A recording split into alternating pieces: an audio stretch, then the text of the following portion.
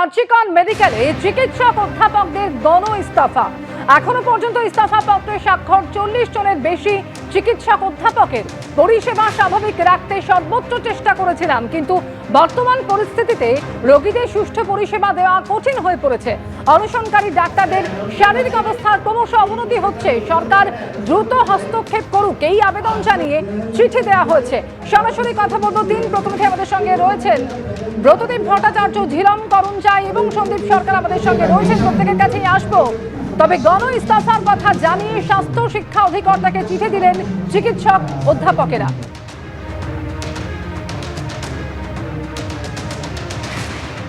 তো লাস্ট 2 মাস ধরে আন্দোলন চলছে এবং আন্দোলন চলতে চলতে আজ আমাদের ছাত্রছাত্রীরা তো অনশনরত। বিগত 3 দিন ধরে তারা অনশনরত এবং তাদের স্বাস্থ্যের অবনতি ঘটছে। তাই আমরাও যারা সিনিয়র, এখানে আমার থেকে আরও অনেক বয়োজ্যেষ্ঠরা আছেন যারা তাদের পিতৃতুল্য মাতৃতুল্য, তো তারাও আর স্থির থাকতে না পেরে আমরা সমবেতভাবে সিদ্ধান্ত নিলাম যে আমরা একটা মাস রেজিগনেশন দিলাম। এবং মাস রেজিগনেশন দেওয়া মানে আমরা যে কাজ কাল থেকেই বন্ধ করে দিলাম তা না, কাজ আমরা করব। এই অচলাবস্থায় আমরা এরকমভাবে হসপিটাল খালি রেখে যাব না।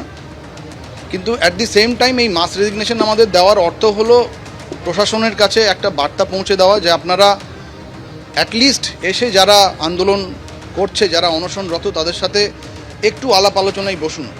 এই অচলাবস্থা, ছেলেরা জয়েন করেছে, জুনিয়ররা এমার্জেন্সি কাজে জয়েন করেছে, কাজ চলছে, কিন্তু এরকমভাবে 7টা ছেলে এখানে আরজি করে আজকে আবার 7টা ছেলে সকাল 9টা থেকে অনশনে বসেছে। নর্থ বেঙ্গলে অনশন চলছে, এই জিনিসটা তো চলতে পারে না। সরাসরি কথা বলবো ব্রতদীপ ভট্টাচার্য আমাদের প্রতিনিধি রয়েছেন এই মুহূর্তে আমাদের সঙ্গে।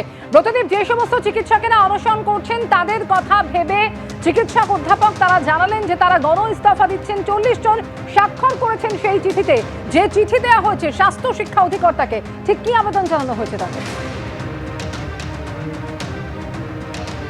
দেখো, সংখ্যাটা 40-এর থেকে এখন কিন্তু বেড়ে গিয়েছে এবং আরজিকর হাসপাতালে যত চিকিৎসকরা রয়েছেন বা অধ্যাপকরা রয়েছেন কিংবা বিভাগীয় প্রধান, তাদের অধিকাংশই কিন্তু এখনো পর্যন্ত এই গণ ইস্তফায় স্বাক্ষর করেছেন এবং সেই স্বাক্ষরের কাজ এখনো চলছে।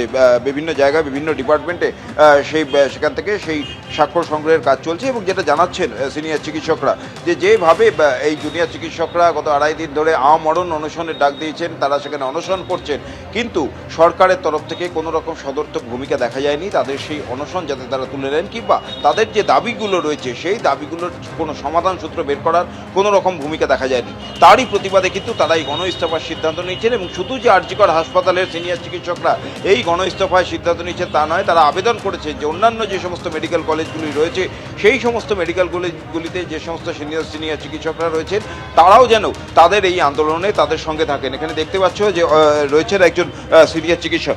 ম্যাডাম, আজকে এই সিদ্ধান্ত নিতে মানে বাধ্য হতে হলো কেন?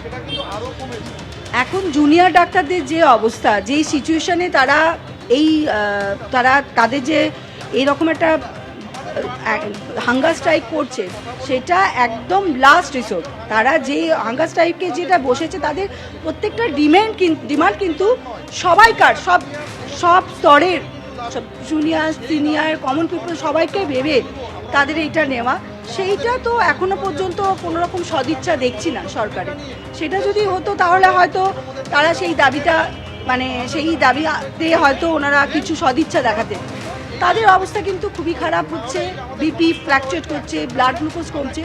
তো আমরা তাদের পাশে থেকেই, জুনিয়রদের পাশে আমরা যে জুনিয়রদের পাশে থেকেই সরকার যদি না এটা করেন তাহলে আমরা ওদের সমর্থন দিচ্ছি। এটা আমরা মাস লেভেলে দিচ্ছি, পরে ইন্ডিভিজুয়ালি আমরা সেটা করব। এটা আমাদের তরফ থেকে সিনিয়রদের সলিডারিটি দেখানো, ওদের পাশে থাকার, এটাই আমরা ভেবে নিয়েছি।